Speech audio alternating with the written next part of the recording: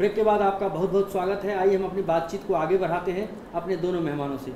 Sir, break के बाद आपका बहुत बहुत स्वागत है। सबसे पहले एक सवाल जो मेरे मन में आ रहा है कि प्रधानमंत्री नरेंद्र मोदी की ये जो यात्रा हो रही है अमेरिका की, इसका अगर हम इसको अंतर्राष्ट्रीय परिस्थिति में देखें तो राजनीतिक तौर पर और सामरिक तौर पर इसको कैसे देखते हैं आप? इसका क्या महत्व है पूरे वर्ल्ड वाइड अगर लें, जहाँ से हमारा कंसर्न है? जी नहीं, आई थिंक ये बड़ा अच्छा सवाल है, क्योंकि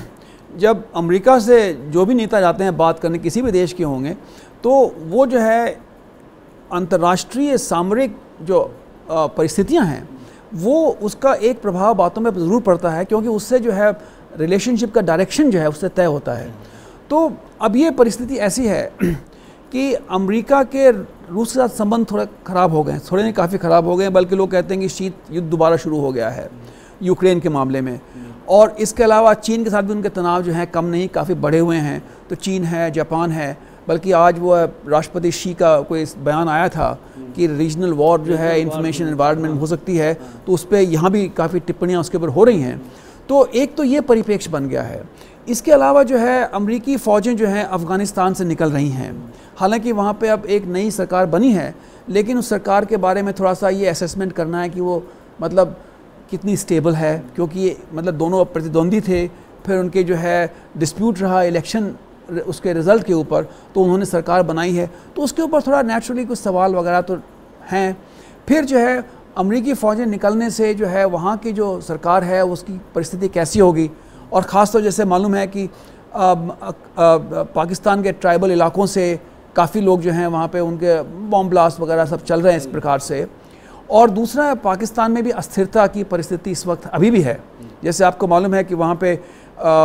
फ़ौज का क्या रवैया है प्रधानमंत्री के प्रति, और जो है इतना जो है पब्लिक जो है उन्होंने मूवमेंट्स एक इंजीनियर किया गया है, वो क्या कहते हैं इमरान खान है या कादरी हैं। तो एक जो परिस्थिति बनी हुई है उससे नेचुरली, और हमारा बिल्कुल पड़ोसी मुल्क है, बड़ा देश है, 160 मिलियन के करीब समझ लीजिए इसकी आबादी है, 16 करोड़ की इसकी आबादी है, छोटा देश नहीं है, उनके पास भी न्यूक्लियर वेपन्स वगैरह हैं। तो वहाँ पे अगर अस्थिरता की थोड़ा सा परिस्थिति ऐसा बने, मंजर लगे एक किस्म से, तो थोड़ा सा नेचुरली दिमाग में ये बात रहती है। फिर इसके अलावा जैसे आपने देखा कि आजकल जो है वो इराक़ और सीरिया में जो अमरीकी जो है बमबारी फिर से शुरू हो गई है, अरब देश भी वहाँ पे उसमें बमबारी में क्या कहते हैं पार्टिसिपेट कर रहे हैं। तो एक जो वहाँ पे अस्थिरता पैदा हुई है, तो एक प्रकार से आप देखें कि मतलब विश्व में एक प्रकार से सामरिक परिस्थिति जो है इस वक्त प्रतिकूल दिशा में जा रही है, और भारतवर्ष के लिए कूटनीतिक चुनौतियाँ काफ़ी हैं, क्योंकि इसमें रशिया भी इन्वॉल्व हो गया है, इसमें जो है चाइना भी इन्वॉल्व हो गया है। तो इसमें जो है भारतवर्ष को जो अपने फैसले लेने हैं विदेश नीति के दृष्टिकोण से, वो बड़े ही आप समझेंगे काफ़ी नाजुक किस्म के फैसले होंगे। और वैसे इसके अलावा अमेरिका से जो है, अमेरिका की भी दिलचस्पी है कि अफ़गानिस्तान में स्थिरता हो, पाकिस्तान में स्थिरता हो, इसके अलावा जो मिडल ईस्ट का इलाका है उसमें स्थिरता हो। तो इसी वजह से जैसे आपने न्यूज़ आई है कि वो प्रधानमंत्री जो है इजराइल के प्रधानमंत्री से बात करने की जो उनका जैसा अखबार में उनकी इच्छा है, ऐसे ही फ़िलिस्तीन के जो नेता हैं उनसे बातचीत, तो थोड़ा सा एक जायज़ा जो है बहुत ज़रूरी है। तो मतलब ये कि इस प्रकार की जो परिस्थिति बनी हुई है उसका प्रभाव हमारे संबंधों पर भी पड़ेगा, इसमें कोई शक नहीं है। उसमें जैसे आप कह लें कि डिफेंस कोऑपरेशन का इशू है, मान लीजिए मैरीटाइम सिक्योरिटी का इशू है, और इसमें फिर नेचुरली अपने द्विपक्षीय स्तर पे देखा जाए तो काफ़ी और बायलैटरल मुद्दे भी इसमें आते हैं। तो ये सब जो हैं काफ़ी महत्वपूर्ण इसका परिप्रेक्ष्य बनता है। इसी को जोड़ के दुर्गेश जी आपसे मैं समझना चाह रहे थे कि प्रधानमंत्री की जो मुलाकात है, जो 35 एंगेजमेंट करीब उनका है, इंक्लूडिंग यूएस प्रेसिडेंट को लेके, तो उसमें से जो 17 जो इनकी मुलाकात है वो बिजनेसमैन से है। एक दिन 11 सीईओ से मिल रहे हैं अलग, और फिर 6 सीईओ से अलग मिले। तो हमने जापान के साथ इनकी जो यात्रा रही, माना जाता है कि काफ़ी सफल यात्रा रही, कि आपने इन्वेस्टमेंट का कहीं ना कहीं एक खाका खींचा कि इतना हमें मिल रहा है, और इस तरह से चाइना के साथ भी आपने बातचीत किया, भले उसका भविष्य जो भी हो आगे। तो इस तरह क्या अमेरिका से लेके हमारी जो एक बिजनेस पॉलिसी है वो क्या सफल होती दिख रही है, या इस यात्रा से हमें कुछ मिलने वाला है उसको लेके? क्योंकि हमारे बहुत सारे कॉर्पोरेशंस हैं उसके साथ, अमेरिकन इशूज़ के साथ। तो मैं आप दोनों मेहमानों से बारी बारी जानना चाहूँगा इसको लेके क्या। सबसे पहले दुर्गेश जी आपसे। देखिए, मुझे लगता है कि जैसा हम लोग अभी इस डिस्कशन में चर्चा भी कर रहे हैं कि इस यात्रा के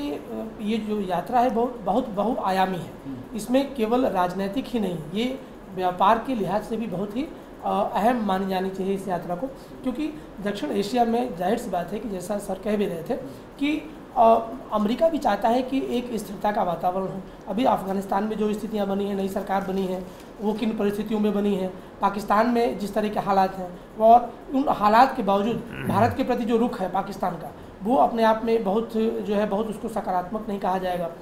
तो प्रधानमंत्री नरेंद्र मोदी जब वहाँ पर जो भी जिन बिजनेस लीडर से मिल रहे हैं, तो उनकी प्राथमिकता अभी ये है कि वो ज़्यादा से ज़्यादा निवेश को आकर्षित करें भारत की तरफ। अगर उसको बिजनेस के लिहाज से हम लोग देखें तो मुझे लगता है कि कहीं ना कहीं प्रधानमंत्री या उनकी जो टीम उनके साथ जो जा रही है इस यात्रा में, उसकी कोशिश होगी, और उसी कोशिश का एक हिस्सा है कि इन 17 जो है बिजनेस के लीडर्स से वो मिल रहे हैं। जाहिर सी बात है कि उनका एक इंडिविजुअल डिस्कशन होगा, उसमें बातचीत होगी। प्रधानमंत्री ने शपथ ग्रहण के बाद ही ये कहा था कि भाई जो FIIs यहाँ से पैसा आप नहीं लगा रहे हैं, जो एक अस्थिरता का माहौल UPA की सरकार में बन गया था, और इस माहौल को रिस्टोर करना उनकी प्राथमिकता है। अमेरिका भी चाहता है कि भाई भारत जो है दक्षिण एशिया में चीन के बाद सबसे बड़ा बाज़ार है, तो सबसे बड़ी बात यह है कि जितना इंटरेस्ट चाइना का भारत में है, उतना ही इंटरेस्ट अमेरिका का भी है। अब भारत इसको कैसे कैश करेगा, इस पर जाहिर सी बात है कि दोनों देश मिलकर के कुछ म्यूचुअल जो है रूप से इसमें आपसी रूप से आगे बढ़ेंगे। जी आप जी, एक तो मैं पहले एक टिप्पणी छोटी सी कर दूं कि भारतवर्ष का जो एटीट्यूड है पाकिस्तान की तरफ, आई थिंक थोड़ा सा उसको डिस्क्राइब करना आसान नहीं है। इस वजह से नहीं है कि भारत और पाकिस्तान के जो संबंध हैं वो एक्चुअली अनप्रेडिक्टेबल नेचर के हैं, क्योंकि वहाँ पे बहुत ही कॉम्प्लेक्सिटीज़ हैं। तो मैं ये ज़रूर कहूँगा कि भारतवर्ष भी चाहता है, और मेरे इसमें कोई शक नहीं कि प्रधानमंत्री भी चाहते हैं कि पाकिस्तान से वार्ता हो। इसी वजह से उन्होंने नवाज़ शरीफ को यहाँ पे इनवाइट किया। लेकिन क्योंकि थोड़ा कॉम्प्लेक्स सिचुएशन है, तो उसमें ये कोई स्ट्रेट लाइन में जो है चीज़ें नहीं होती। तो मुझे इसमें कोई शक नहीं है कि भारतवर्ष की भी ये दिलचस्पी है कि वहाँ पे स्थिरता हो और स्थिर सरकार हो, ताकि उनसे बात करने में आसानी हो। क्योंकि अब ये कि नवाज शरीफ जो आते हैं यहाँ पर, वो तो हुर्रियत से बात नहीं करते। उनके जो राजदूत हैं वो किसी के उकसाने पे वो हुर्रियत से बात करते हैं। तो इसका मतलब जो नवाज शरीफ जो खुद जो अपनी नीति बनाना चाहते हैं, वो भी शायद पूरी तरीके से वो अपने ही शासन तंत्र पे उस पर वो लागू नहीं कर पा रहे हैं। जहाँ तक अमेरिका का सवाल है, देखिए जैसे मैंने बताया कि हर एक देश के जो है द्विपक्षीय संबंध अलग तरीके के होते हैं। तो ये बात ज़रूर है कि UPA 2 जो पीरियड था, उसमें ये क्वेश्चन मार्क आ गया था कि भारतवर्ष में जो है इन्वेस्टमेंट आसान नहीं है, यहाँ पे बड़ी पाबंदियाँ लगी हुई हैं, लोगों को जो है इन्वेस्टमेंट के बाद जो है फिर जो है कई बार गवर्नमेंट अपने पॉलिसी बदल देती है। तो जैसे मोदी जी ने आते ही नारा लगाया, मेक इन इंडिया का एक स्लोगन दिया उन्होंने, तो वो जो है, और ये भी एक थोड़ा आयोजन भी है जी हाँ। तो एक थोड़ा सा आपको थोड़ा अजीब लगेगा कि इस वक्त जो है भारतीय कंपनियों का निवेश अमेरिका में ज़्यादा है और अमेरिकी कंपनी निवेश भारत में उसका कम है। तो इसमें जो है मोदी जी का प्रयास, जैसे वो सब इन लोगों से मिल रहे हैं, बड़े बड़े वहाँ पे जो कंपनी के जो मालिक वगैरह हैं, पूंजीपति हैं, और सरकार से मिल रहे हैं, उसमें यही उनका मेन मैसेज यही होगा। और जो मेडिसिन स्क्वायर गार्डन में जहाँ पर भी उनकी मुलाकात लोगों से है कि भारतवर्ष जो है वो इन्वेस्टमेंट के दृष्टिकोण से बड़ी स्थिर मतलब पॉलिसियाँ चला रहे हैं, और एक प्रकार से आर्थिक जो है प्रगति भी शुरू हो गई है। क्या कहते हैं, GDP का रेट भी बढ़ रहा है, एक प्रकार से इंक्रीज़ कर रहा है, और इन्फ्लेशन भी थोड़ा कम हुआ है। तो ये सब देखते हुए वो ये नेचुरली सबको अश्योर करेंगे कि हिंदुस्तान में जैसे कि एक ज़माने में माहौल हुआ था, वो जो माहौल UPA 2 में ख़त्म हो गया था, तो वो माहौल को दोबारा बनाने के लिए कि भारतवर्ष जो है में काफ़ी मतलब अच्छे अवसर हैं पूंजी निवेश करने के लिए। और एक दृष्टिकोण देखें तो ये कोई बड़ी बात नहीं है, लेकिन एक प्रधानमंत्री के स्तर पे अगर ये बात कही जाए तो उसका प्रभाव ज़्यादा पड़ता है, क्योंकि ये जो कंपनियां हैं, ज़्यादा इन कंपनियों के ऑलरेडी यहाँ पे लिंक्स ऑलरेडी बने हुए हैं। बस उनको बताना है कि भाई अब परिस्थिति जो है अच्छी है, हमारा मेक इन इंडिया का जो उनका जो एक मतलब एक नीति है और एक प्रकार से आंदोलन जो उन्होंने शुरू किया है उसमें कि भाई उसमें विदेश के लोग भी, विदेशी पूंजीपति भी शामिल हों। तो ये जो भरोसा दिलाने की बात है। जी हाँ, जिस तरह से जापान में इन्होंने कहा था जी कि मैं गुजराती हूँ, हाँ, और ये मेरे बिजनेस जो है मेरे खून में है, हाँ, तो इस तरह से अगर आप भरोसा दिलाते हैं जी, तो वो दिन दोबारा आ सकता है, हाँ, जबकि ज़्यादा से ज़्यादा अमेरिकी कंपनियां भारत की ओर मुखातिब होंगी। जी हाँ। नहीं, उसमें वैसे एक तरीके से देखा जाए तो ये नेचुरल पार्टनरशिप तो बन ही जाती है, क्योंकि आप जैसे आजकल आप देख रहे हैं, एक तो जैसे भारतीय मूल के लोग हैं और विशेष रूप से गुजराती मूल के जो लोग हैं वो बड़े बड़े पूंजीपति हैं और काफ़ी प्रभावशाली हैं वहाँ पे। तो मोदी जी जो बात कहेंगे उसका बात का असर जो है एक प्रकार से जो उसका जो गूंज फैलेगी सब जगह देश में, अमेरिका में, वो आसानी से फैलेगी, इसमें कोई शक नहीं है। इसके अलावा और जो है दूसरी बातें जो उसमें इस प्रकार से आती हैं वो ये कि मतलब जैसे मैंने बताया कि नेचुरल पार्टनरशिप की बात है, फिर वहाँ की कंपनियों में भारतीय मूल के लोग जो हैं शीर्ष पोजीशन पे जो हैं आ रहे हैं, चाहे वो माइक्रोसॉफ्ट है या जो अभी उसमें किसमें जो अभी मोस्ट रिसेंटली वो उसमें आए हैं, मुझे ऐसे नाम याद नहीं आ रहा, लेकिन ऐसे कई मतलब बड़ी बड़ी कंपनियाँ हैं वहाँ पे, जैसे पेप्सी में है, इंदिरा नूई हैं, कुछ जो मिल रहे हैं, हाँ, एंगेजमेंट है। जी हाँ। तो मतलब ये कि ऐसे जो मतलब टॉप जो हमारे जो मतलब पोजीशन पे हमारे भारतीय मूल के लोग वहाँ पर हैं, तो एक नेचुरल अट्रैक्शन जो है वो डेफिनेटली, इसमें कोई शक नहीं है, एक वो माहौल जो है बनाने की आवश्यकता है, एक मैसेज देने की आवश्यकता है, और नेचुरली कि वो जो लोग आएंगे यहाँ पे पैसा लगाएंगे, जैसे मोदी जी ने कहा कि पैसा मेरे खून में है, तो वो लोग जो आके पैसा लगाएंगे तो देखेंगे उसमें पैसे से उनको इनकम होगी नहीं होगा। जी, समझता हूँ जी कि सबसे बड़ा मोदी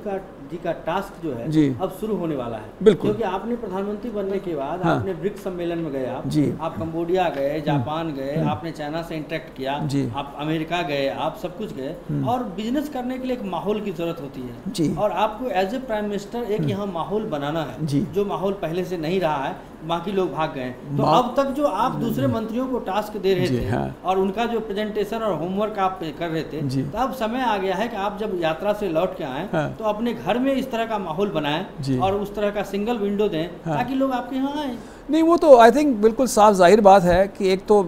सबसे बड़ी बात ये कि मतलब उन जो बड़े प्रभावशाली नेता के रूप में उभरे हैं, तो सबसे बड़ी बात तो ये है। फिर इसके अलावा जो है जैसे कि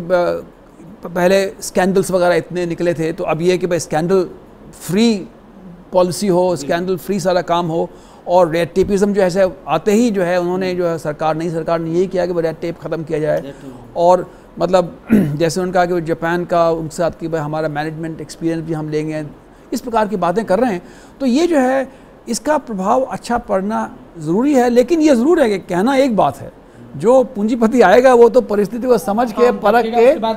तब उसके बाद अपना पैसा लगाएगा, लेकिन ये शुरुआत अच्छी है और ये इस प्रकार का एक बन जाए वातावरण। तो यही मैं मान रहा था कि जब से प्रधानमंत्री बने हैं तो कहीं ना कहीं कुछ इन्होंने कदम तो उठाए हैं जरूर, कि सुधार की गुंजाइश, जो हम लोग भी मंत्रालय जाते हैं हर जगह देखते हैं तो कुछ ना कुछ एक वर्क कल्चर डेवलप हुआ है, लेकिन जो तमाम लोग मानते हैं कि एक बेबी स्टेप है, आपको हार्डेस्ट स्टेप लेने की ज़रूरत है, चाहे वो हर सेक्टर में आप लें, चाहे आप इसमें उदारीकरण को लेकर लिबरलाइज करें चीज़ों को आसान करें, लोगों के लिए एक माहौल बनाएं। तो आपको लगता है कि आने वाले दिन में मोदी जी की प्रायोरिटी में ये होगा? देखिए, मुझे लगता है कि प्रायोरिटी में चीज़ें हैं, लेकिन होता है ये राजेश जी कि इन सब चीज़ों में, इस प्रोसेस में थोड़ा समय लगता है। जिस तरह के, जैसे कि अभी हम लोग चर्चा कर भी रहे हैं कि आने के बाद सरकार